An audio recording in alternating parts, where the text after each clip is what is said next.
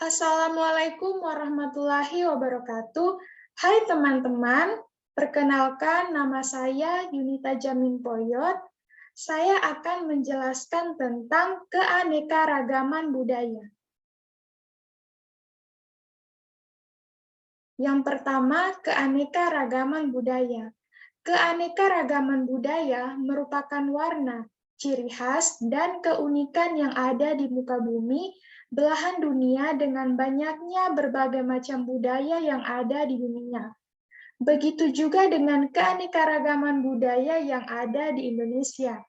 Di Indonesia terdapat lebih dari 300 kelompok etnik atau suku bangsa. Nah, lebih tepatnya terdapat sekitar 1.340 suku bangsa di tanah air Indonesia menurut sensus Badan Pusat Statistik tahun 2010. Selanjutnya, fungsi dan peran keanekaragaman budaya.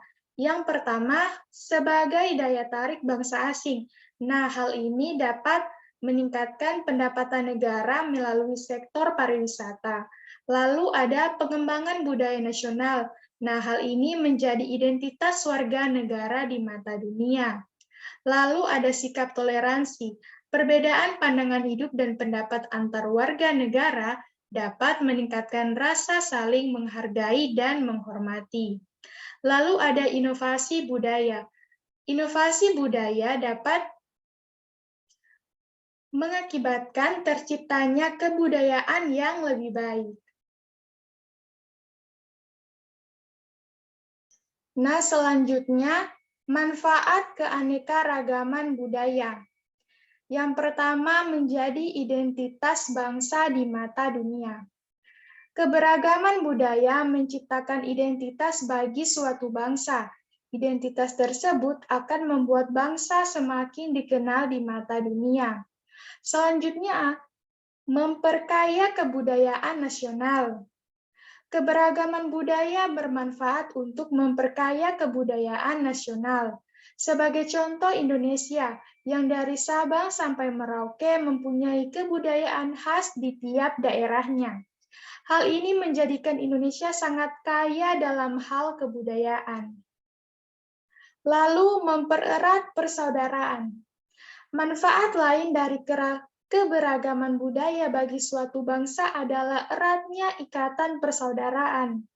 Ikatan ini tumbuh karena masyarakat saling menghormati serta menghargai tiap kebudayaan, tanpa merasa budayanya jauh lebih baik dibanding lainnya. Lalu menjadi aset wisata. Keberagaman budaya yang dimiliki suatu bangsa menghasilkan daya tarik tersendiri, khususnya bagi warga mancanegara. Dengan demikian, keberagaman budaya dapat dijadikan potensi atau aset wisata bagi suatu negara. Yang selanjutnya menjadi sumber pengetahuan. Keberagaman budaya di suatu bangsa bisa menjadi sumber pengetahuan tidak hanya untuk penduduk lokal tetapi juga untuk penduduk mancanegara, teman-teman. Nah, hal ini berarti budaya milik bangsa dapat dijadikan sebagai sumber pengetahuan untuk dipelajari serta diamati. Selanjutnya, menumbuhkan rasa nasionalisme. Manfaat lain dari keberagaman budaya bagi suatu bangsa adalah tumbuhnya sikap nasionalisme. Sikap ini muncul karena adanya rasa bangga, mencintai, serta menghormati banyak kebudayaan. Selanjutnya, sikap yang harus dilakukan untuk menyikapi keberagaman suku. Nah, yang pertama itu menghargai perbedaan. Salah satunya menggunakan bahasa Indonesia dengan teman yang memiliki bahasa daerah yang berbeda dengan kita. Ikut gotong royong bersama teman baik di sekolah atau di rumah tanpa memandang suku atau budaya mereka. Menjaga sikap toleransi dan menghormati perbedaan satu sama lain, menyelesaikan masalah dengan cara musyawarah untuk mencapai mufakat, membangun sikap toleransi keberagaman, lalu memberi contoh yang baik. Orang tua merupakan role model terbaik bagi anak, sebab orang tua yang lebih sering dijumpai oleh anak, sehingga orang tua bisa mempraktikkan sikap toleransi tersebut di depan anak. Lalu, biarkan anak dekat dengan keberagaman. Salah satu cara terbaik untuk membantu anak mengajarkan toleransi adalah dengan mengalaminya sendiri. Pengalaman bisa didapat dengan mengajarkan anak menghargai dan menghormati orang lain. Lalu, mengajari anak untuk berbagi dan mengasihi. Tanamkan rasa tolong-menolong sejak dini. Beri pemahaman bahwa sikap tersebut adalah sikap terpuji yang harus dilakukan pada siapa saja dan di mana saja. Ketika menolong, kita tidak boleh melihat latar belakangnya, melainkan apa yang dibutuhkan orang tersebut untuk ditolong. Nah, yang selanjutnya, pengaruh faktor geografis terhadap keragaman budaya. Yang pertama itu letak geografis. Lokasi menjadi faktor penting yang mempengaruhi cara hidup seorang individu. Misalnya, kalau hidup di daerah pegunungan, rumahnya beratap rendah agar lebih hangat dan mata pencahariannya sebagai petani. Lalu ada posisi strategis. Indonesia dilewati Selat Malaka sebagai jalur perdagangan internasional. Hal ini menyebabkan banyak warga asing yang singgah dan mulai menetap. Hasilnya banyak budaya asing, khususnya penyebaran agama. Selanjutnya ada kondisi ekologis. Ekologis berkaitan dengan hubungan antara manusia dengan lingkungannya. Dampaknya mirip dengan pengaruh letak geografis, yaitu cara hidup seorang. Misalnya, kepercayaan membangun rumah cuma boleh menghadap ke arah utara atau selatan saja. Selanjutnya, cara melestarikan budaya. Yang pertama itu, kita harus memahami budaya sendiri.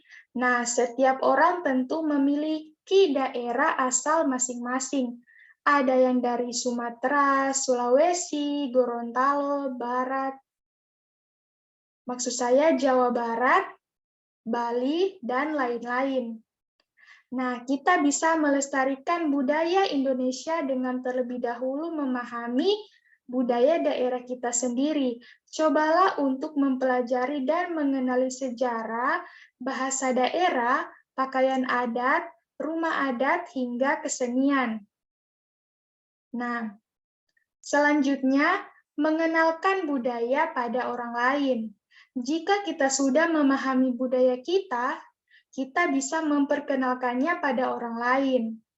Kita bisa mengajarkannya pada orang-orang yang ada di sekitar. Contohnya, mengajarkan beberapa kosakata bahasa daerah kita. Bisa juga kita mengajarkan tarian daerah, cara memainkan alat musik, dan lain-lain. Nah, sekaligus belajar tentang budaya dari orang yang kita ajari. Dengan begitu, budaya Indonesia akan semakin dikenal oleh banyak orang. Selanjutnya, mengenalkan budaya Indonesia ke negara lain. Tak hanya mengenalkan budaya di negara sendiri, kita juga bisa membawa budaya Indonesia ke negara lain. Hal ini bisa kita lakukan saat berkunjung, bersekolah, atau bekerja di luar negeri. Cara sederhananya, gunakan pakaian khas Indonesia, misalnya batik atau songket. Nah, dengan begitu orang-orang di sana mungkin akan tertarik dan bertanya tentang apa yang kamu kenakan. Di saat inilah kita bisa mengambil peluang untuk mengenalkan budaya Indonesia. Lalu, tidak terpengaruh budaya asing.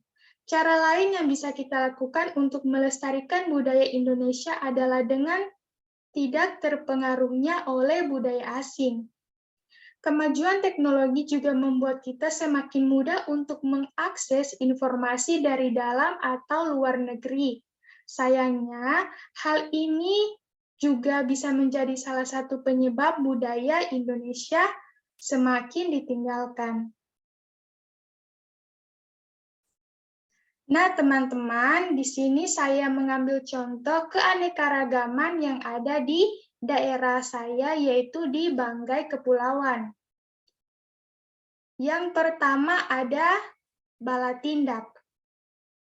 Secara historis, Balatindak adalah tradisi kerajaan Banggai dalam melakukan perekrutan seorang telenga atau panglima perang dengan melakukan sayembara adu ketangkasan bertarung. Kini keberanian dan ketangkasan para panglima perang diabadikan dalam tarian Balatindak. Hingga sekarang tarian Balatindak dipertunjukkan dalam setiap tamu agung kerajaan yang berkunjung ke Kerajaan Banggai atau di daerah Kabupaten Banggai Kepulauan, Kabupaten Banggai Laut, dan Kabupaten Banggai. Nah, selanjutnya ada Baode. Baode adalah salah satu sastra lisan Banggai yang pada pelaksanaannya, Baode dibagi beberapa jenis sesuai dengan keperluan penutur Baode. Di antaranya Baode yang digunakan untuk menyambut tamu, acara pernikahan, dan acara sekolah. Baode memiliki fungsi mendidik generasi muda dengan menampilkan berbagai ide, ajaran, serta norma-norma yang baik, yang berguna bagi pembinaan kepribadian generasi muda. Pada dasarnya, puisi Baode dianggap sebagai nasihat, penghormatan yang tertinggi, serta ajaran yang cukup dikenal pada masyarakat Banggai karena mempunyai peran penting dalam memperbaiki moral masyarakat Banggai pada zaman dulu. Pesan-pesan yang terkandung dalam Baode dapat menjadi pegangan bagi masyarakat sekarang. Doa dan harapan orang tua disampaikan melalui syair Baode. Nah, lalu ada makanan khasnya yaitu ubi Banggai.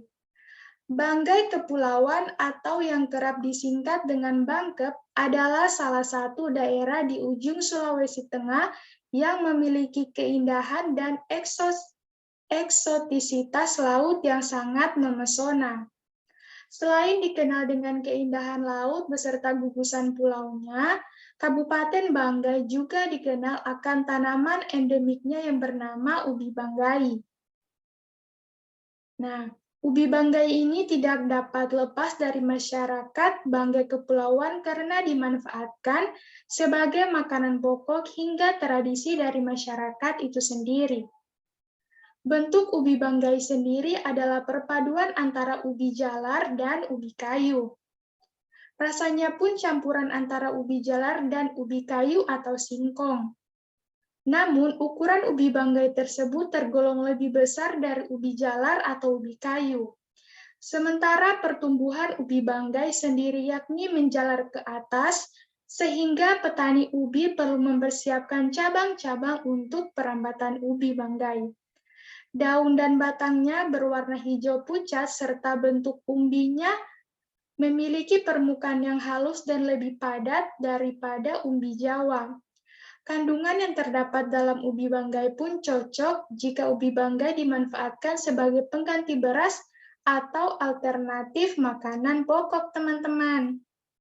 Jadi, saat teman-teman berkunjung ke Banggai Kepulauan, jangan lupa ya untuk mencicipi makanan khasnya. Nah, yang selanjutnya ada salanggar. Salanggar adalah olahan pisang yang dicampur bersama santan dan bumbu tertentu. Makanan ini menjadi salah satu menu wajib bagi masyarakat Banggai. Biasanya disuguhkan bersama dengan kuah asam atau sambal terasi dan dabu-dabu. Rasa makanan ini perpaduan dari gurihnya santan dan manisnya pisang. Wah, udah kebayangnya gimana enaknya makan salanggar. Dalam acara-acara besar kedaerahan atau acara syukuran, menu ini selalu tidak ketinggalan dan bisa menjadi alternatif ketika sudah bosan makan nasi. Baiklah teman-teman, Jika kalian berkunjung ke Banggai Kepulauan, jangan lupa untuk mencicipi makanan khasnya ya. Baiklah teman-teman, hanya itu yang dapat saya sampaikan. Lebih dan kurangnya saya mohon maaf. Wabillahi taufiq wal hidayah. Wassalamualaikum warahmatullahi wabarakatuh. Terima kasih teman-teman.